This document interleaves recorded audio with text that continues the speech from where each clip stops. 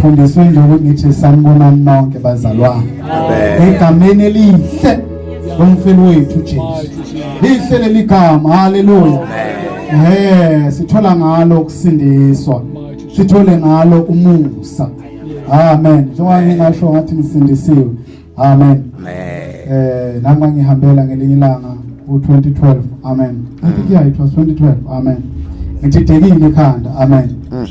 Akwafika indoda vele ezulwini. Amen. Igama layo lomuJesu Kristu waseNazaretha. Wazoxoxa ke indaba yensindiso. Wayesethi kimi hamba uxoxela abantu. Amen. Lapha ngizoxoxa lo ndaba. Amen. Njengoba ubaba umonakali wangicela wathi ngiza lapha. Amen. Njengoba ngizoxoxa indaba kaJesu esindisa umuntu. Amen. Ayincane lento. Amen. Indaba nje kaJesu esindisa umuntu ayincane. Ngoba ukufika kukaJesu ezosindisa umuntu kwakuwehla kukaJehova. Haleluya. uNkulunkulu wadela izulu, wehla wezemhlabeni, wathatha inyama. Haleluya. Ukuze azosindisa umuntu. Ndaba yensindiso ke akazange ayinike ingelosi. Haleluya. Wathi nje indaba yakhe. Abona masebenza emsebenzini kunalento ebizwa kuthiwa iDOA, Delegation of Authority. Amen. iCEO izokhetha abantu bayo. Amen. Bese yenza ama divisions. Nalabo bantu abakhethwa executive bazokhetha abantu babo. Bese benze njani? Benza ama unit. Haleluya. Bese kuthiwa wena uzosebenza ngaloko, uzosebenza ngaloko. Amen. So delegate umsebenzi. Kodwa makusensindisweni, uNkulunkulu azange ayinike ingelosi. Amen. Futhi azange ayinike abantu. Wathi kodwa ngizozenzela nina. Manje ukwehla noma ukufika kukaJesu emhlabeni wakufika kukaJehova njengokusho igama lakhe. Haleluya. Ethi Yesu usuku likaJehova. Athi ngizondulelwa inceke yami ubani? uEliya. Athi uJesu mayekhuluma athi uJohn lo umbhabhadisi uma nithanda ukukholwa uyena uEliya. Wafaka sangobani uJohn? Faka sangoJesu. Therefore ukufika kaJesu ukufika kaJehova emhlabeni. Wathi ngizoxoxa indaba. Tshela abantu ukuthi lento yenziwa uye umsebenzi wezandla zakhe. Haleluya. Manje ngizwe kuthiwa leni conference yamadoda. Haleluya. Madoda abalekile evangelini. Haleluya. Madoda abalekile evangelini bathi into mama. Kodwa uma uNkulunkulu ezokhuluma indaba yevangeli, noma uNkulunkulu ezokwehlisa izwi lokuthi umuntu uzophila ngezwi, wayengekho esifazane. Haleluya. uNkulunkulu into yokuqala nje mezokhipha umthetho wokuqala okhuluma nendoda esifazane ngeke. Haleluya. Amen. Futhi wenza isimanga uNkulunkulu mayezokwenza leyo nto. Wafika indoda wayinika yonke into. Okubezwa abantu namhlanje bathi bazoshumayela ivangeli, abanye bathi bayakholwa kuJesu, kodwa ukukholwa kwabo kuJesu bafuna imoto. Haleluya. Kholelwa imoto, korokoro. Haleluya. Bakholelwa izindlu, idini. Hayi uma lo Jesu enganginika imoto mina ngike kumkholo. Haleluya. Ivangeli alizelanga ukuzosinika imoto. Haleluya. Kodwa lazizela ukuzosinika ukuphila. Amen. Fayizwe uNkulunkulu walibeke endodeni. Wayesethi indoda mayimgade izwi. Ndoda kumele ukuprotect izwi. Wanivangeli namhlanje linjena kusuka amadoda kwiposition yawo. Alikadiwe. Ngoba amadoda akwazi ukwenza umsebenzi omsontsha kahle.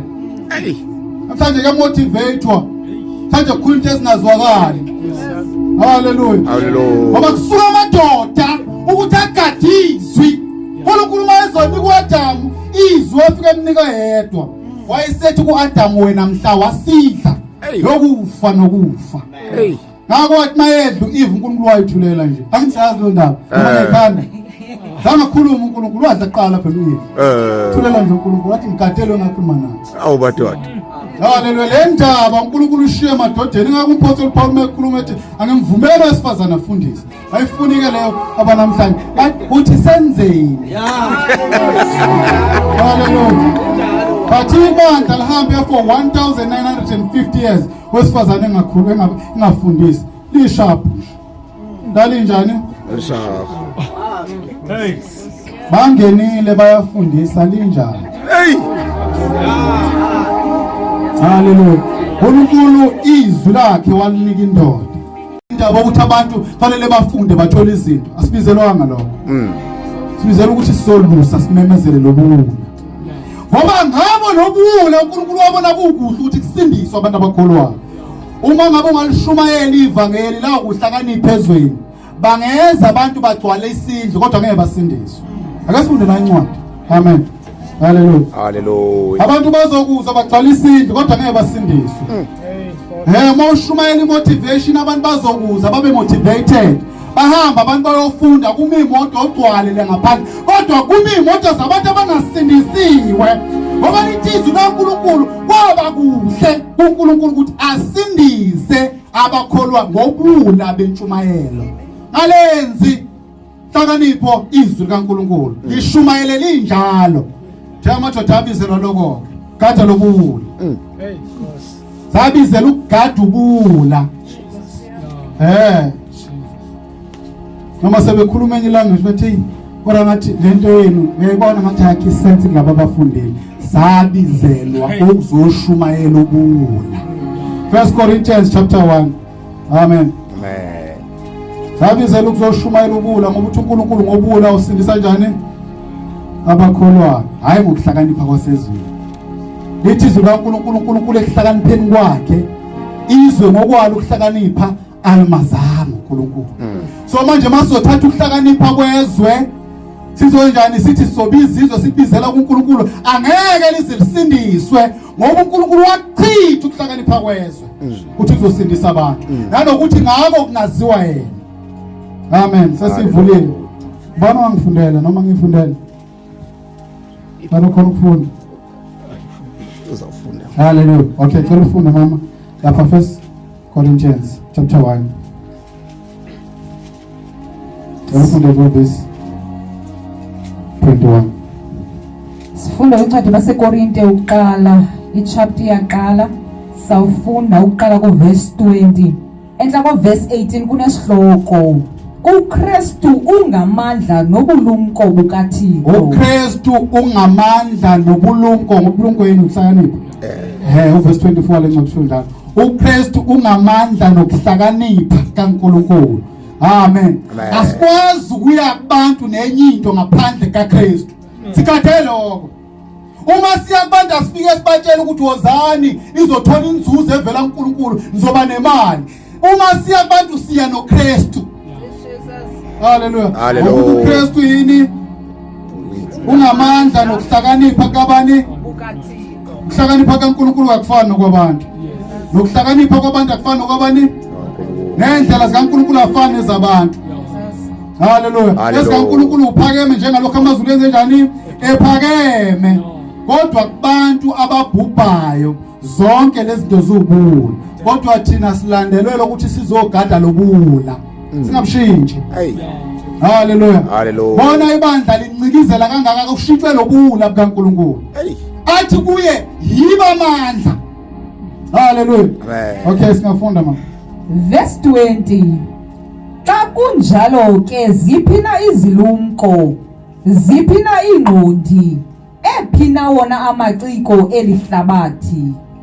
Kaloku uThixo ubonakalisile ukuba ubulumko belihlabathi bubudenge. uThixo ubonakalisile ukuthi ukuhlakanipha kwalelizwe kuyini? Bubudenge. Sokubona abantu benze ezinye izinto. Abantu banamhlanje ivina abantu abakholwa abachoma ngemfundo. Bafuna ukungena evangelini ngemfundo. Angisho imfundo wrong, ayikho wrong. Kodwa ungacabanga ukuthi ngokwemfundo yakho usungcono noNkulunkulu. Amen. Hallelujah. Hallelujah. Hallelujah. Ngoba imfundo yakulelizwe kuNkulunkulu yini? Ubudenge. Hallelujah. Hallelujah. Noma ungawumeli kodwa imfundo yalelizwe kuNkulunkulu yini? Ubudenge. Noma bathi nama scientist. Hallelujah. Manje okubuhlungu ngalabantu abama scientist. Hallelujah. Bayifunda science. uNkulunkulu akayifundanga wayenza. Bayifundanga uNkulunkulu science. Hayi. Bona bafike bafunde into eyenzwa uNkulunkulu bese bethatha yona bazodelela uNkulunkulu ngayo. Hayi. Hallelujah. Hallelujah. Bafunda amadwala. Bafunda human anatomy. Hallelujah. Bese bezothi akekho uNkulunkulu. Hallelujah. Ukhona. The human anatomy ifunda yenzwa uwe. uNkulunkulu ihlaka lifundi walenza wena uyalufunda ufundiswe ngalo haleluya uNkulunkulu yini wathola 100 mangabuhlakaniphile ngoba uNkulunkulu walenza uthole 50 out of 100 wona niwaphasa ke kulungile but awuyazi lento ekukhulunywa ngayo mupho omunye u50 uNkulunkulu umenze wonke lo 100 wena umfundayo hlakanipha kwaleli lizwe kuwubudenge sibizana lokho ngotshela abantu bona kushintsha amadoda namhlanje na afuna ukuhlakanipha kwaleli lizwe bayeke nomama kulungile abakufuna badalelwe lokho omama bafuna into ephathekayo ngomfolela ke bomama ngeke amen omama bafuna into enjani bayashesha ukuquestion uma into engacaci kahle yabona nje indlela enishumayela ngaleli bandla ngeke lize kugcwala abana vision ukuthi lento iyini ngizogcwalisa ibandla uzoshela uJesu uyasindisa umuntu yeke ibandla lingagcwali haleluya ngisihogweni ngagcwala ibandla kodwa kiwa kuphi hogweni bizela ngizogcwalisa ibandla sibizela ukuzoshumayela uKristu esindisa umuntu wena ibandla liyagcwala noma ligcwala kulungile kodwa uKristu akashunyayela ngoba ungamandla nokuhlakanipha kukaNkulunkulu Nkosi yami ashintsha abafundisi bafuna ukushumayela manje ngendlela yaseuniversity babe ngama lecture babumeme nama motivational speakers abantu abazozuza abantu abakhuluma kamnandi athi uMpostoli Paul namba zalona efikeni kwami angifikanga ngobungcweti bokukhuluma nokuhlakanipha kodwa ngafika nobufakazi kaNkulunkulu haleluya athi wanquma futhi phakathi kwami ukuthi angikwazi okunye phakathi kwenu kodwa uKristu uJesu loye bethelwe phambanweni lokho okubula kuma Greek haleluya kuyini kuyisikhubekiso kubani kumaJuda ngoba amaJuda afuna ibonakaliso amaGreek afuna ukuhlakanipha hayi Nkosi yami uthi ningabaniki banikeni uKristu ngoba uKristu ulizwi kaNkulunkulu elehla livele ezulwini lizosindisa umuntu emhlabeni haleluya lento yafika yabula kubantu abahlakaniphe ngokwalelizwe haleluya thatha nje oprofessor bayiphika lento bese benza ama research haleluya bathi indaba kaJesu ayikho kanjani lento ayise research idinga ukukholwa yena kulento ngokukholwa futhi asishintshi sishumayela injalo ngoba ingeyabantu abakholwayo kunabantu abakholwayo amen haleluya verse 21 uThixo ngobulumko bakhe ubone okokuba ihlabathi malingabi nako ukumazi ngoba lobulumko hayi kwakholeka kuThixo ukuba abo bakholwayo abasindise ngobudenge belizwi esilishumayelayo haleluya haleluya phinde singididi sixhosa ke ngixolele endiyancane haleluya amen ngokuba njengalokho ekuhlakanipheni kaNkulunkulu amen khona ukuhlakanipha kabani kaNkulunkulu izwe ngokwalo ukuhlakanipha alizange limazi uNkulunkulu bili ukuhlakanipha okumiswayo khona ukuhlakanipha kwakuphi kwasezweni bese kuba khona ukuhlakanipha kabani kaNkulunkulu bese elithizwe kaNkulunkulu izwe alimazanga uNkulunkulu ngokuhlakanipha kwani kwalo mayiqhubeka ithi yancwadi kwaba kuhle kuNkulunkulu ukusindisa abakholwa ngobula bentshumayelo bazana nesindiswa ngayo lento noma ubula kubantu basezweni haleluya kodwa uNkulunkulu uthe ufuna bona lobula kuze kuzosindiswa abantu manje indoda ibiziwe haleluya amadoda biziwe ukuthi azoyishumayela lento yini iyibubula angayishintshi haleluya ufuna ukukhuluma ngesiGreek khona bachaza kanjalo iBhayibheli bahambile bawufunda haleluya bathi akwazi ukuchaza iBhayibheli mangabe ungazange ulifundela yikho lo haleluya iBhayibheli alifundela ngisho ukuthi ufuna ukufundela euniversity uRome kodwa umuke waya lapho uzobuya ungasesile into wakho uzobuya usukhuluma enye language haleluya mawuqala manje ukhuluma usitshela ukuthi lencwadi ebhalelwa abaseKorinte haleluya because abaseKorinte no ayikhulunywa kanjalo ayibhalela abazalwane ungasinika ihistory lencwadi yabazalwane uzothi namavesi khona amavesi angi-apply kithi alikho ivesi angi-apply kithi indoda ayilingani noKristu oyalingani ayilingani so why usazana zolingana nendoda democracy sukeni ma-democracy hlakanipheni kaNkulunkulu ngokuba ngokuhlakanipha kaNkulunkulu izwe alamazanga uNkulunkulu ngani ngokwalo ukuhlakanipha siphumeni kodemocracy bazalwane asibuyeleni ezweni uNkulunkulu into ayifuna yileyo sihambe ngani ngezwi lakhe siyazi-ke bayahlula sazi benze njani kodwa asimeni asenjani asimeni nebandla liyamhlula uKristu izinto ezenzayo haleluya yenza yonke into kodumile akashijike ezweni lakhe if there is one thing uNkulunkulu angayicompromise yini izwi lakhe uNkulunkulu ezohamba nomuntu umnika izwi lakhe bese umuntu athembe izwi lakhe hayi umuntu uNkulunkulu akamthembi umuntu haleluya kodwa uthemba izwi lakhe azakutshela athi lelizwi mawulenza uzophila mungalenzi uzofa kamthemba umuntu uNkulunkulu manje masisuke ezweni likaNkulunkulu thina sithembe uma noNkulunkulu elithemba izwi lakhe haleluya haleluya amadoda wabuye ezweni likaNkulunkulu ayekela ukucompromise ngoba afuna amabandla agcwale amen ngoba nonke ejahiwe haleluya kugcwala amabandla ukhishwa imali eningi segaya imali manje sashinayela izwi likaNkulunkulu balwa ama-hits ungibona nje nebandla elina 4,000 members rubbish hallelujah how many are going to heaven how many are saved hallelujah into ekufanele sikhathazeke ngayo ngabe basindisiwe na hallelujah amen ngabe banalo izwi okuyothi mhlabefa bathole ngalo ukuphila ngabe banalo izwi okuyothi mhlabefa bahlangane nenkosi noma banezwi elabanika imfundo nemoto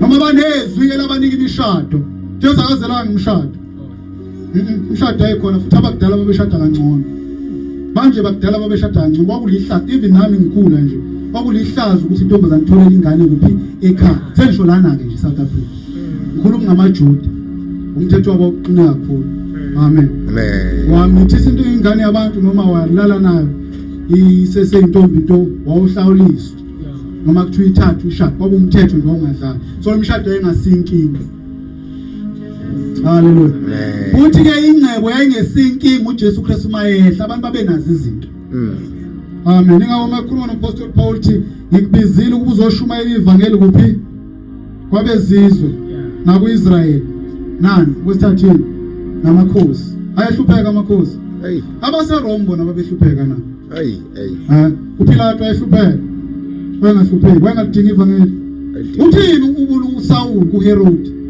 uApostle Paul uthini mangabe ethi Paul wacishwa ngenza umKristu wathi wakhuluma uPaul wacishwa ngenza umKristu haleluya wathini uApostle Paul bathi bana kuya ngami ngabe bonke nalabantu bangamaKristu njengami nawe ngoba wayazi indaba kaGrip inkosi enjalo ivangeli limdinga nobukhosi bakhe ngoba lento akusehlupheki nezicebi ingeyabantu bonke uNkulunkulu wezela ukuzosindisa abantu ezonweni zabo wena unemali noma unayo ufundile noma ufundanga amen usebenza eShoprite noma ngabe uCEO ivangeli ezela ukuzosindisa umuntu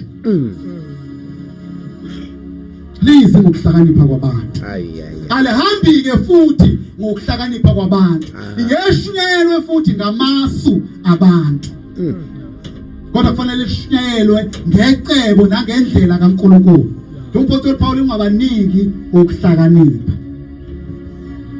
nathi tasibuyeni singabaniki ukuhlakanipha haleluya bayafuna ukuhlakanipha abantu bathi lento kufanele ngabe yakho umqondo kancane haleluya singabaniki sibanikeni ini ubuwula mbuzo umbuzo ukwenzakalani uma kusuka indoda Hey.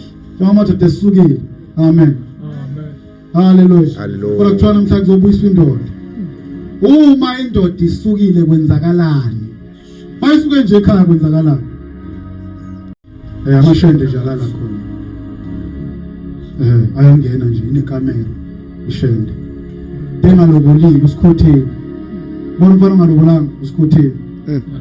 Bayangena. Bazolalela izingane zakho kwakho. Ngoba yekho indoda ayivumi leyo nto. Hey. Uma mkhohliswa ngoplastic ngizomxolela bomama kodwa niyazazi. Thengela uplastic, athengela amadanone. Bese tayisibu umkhwenyana ngoplastic. Ivumi lo nto lo. Kodwa wena namhlanje sethengela ubrandi. Madoda namhlanje. Thengela ibrandi. Ngana kithathwa ngebrandi. Hey. Hallelujah. Amen. Hallelujah. Hallelujah. UNkulunkulu uthi indoda mayime. Hallelujah. Izogada lento ayilethile. Amen. Engakizwa likhulume endodeni. Ivo ayengekho. Ayakadala uIve mayithi uNkulunkulu mhla wasidla lesihlahla uzofana nokufa. Njengoba sekukhulumile lokho wayesebheka indoda uNkulunkulu wathi akukuhle uthi indoda ihlale yodwa. Hayi ukuthi ayiyinhle indoda mayiyodwa. Akukuhle ukuthi ihlale yodwa inhlalo yayo wabheka inhlalo wathi ayihlali kahle le ndoda mayiyodwa. And there was a reason why. Amen. Amen. Purpose kaNkulunkulu ukuthi abantu benjani bazalane bande. Amen. Uma indoda iyodwa izazalana ngake tha kuhle nehleli yodwa. Fanele kube hlale nasama ngoba udumo kuNkulunkulu luvela ngani ngenzalo. Hallelujah. Ngakho uJesu Kristu mina ngumvino wona nina yini ngamagatsha athi lingatheli wenze njani liyanqunywa liphonswa kuphe emlilweni kodwa ekuthela lenzani yahlanguliswa noma lihlengwa kakhulu kuzetheleka kathi uma nithela ithela uba kwenze njani uyadunyiswa ngalokho. Hallelujah. Hallelujah. Amen. Amen. Bizela ukuzothela kodwa ngeke sithele inzalo kaNkulunkulu ngaphandle kwezwi likaNkulunkulu. Ngoba noSathane unezwi ilela likhuluma kuIve. Ake sifunde Genesis